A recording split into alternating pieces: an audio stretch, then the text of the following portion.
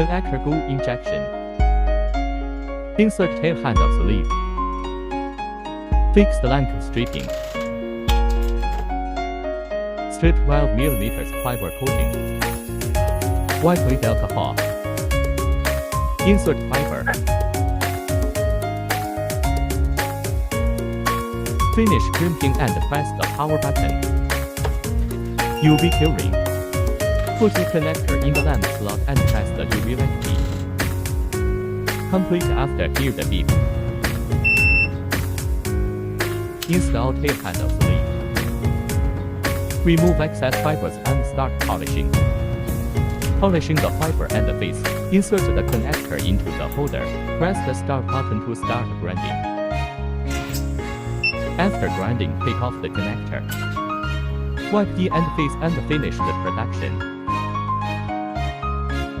Click the button on the screen to check the connector and the face. Focusing adjustment. If and face imaging is smooth, it is a good production. Cover the dust cap. The operation is complete.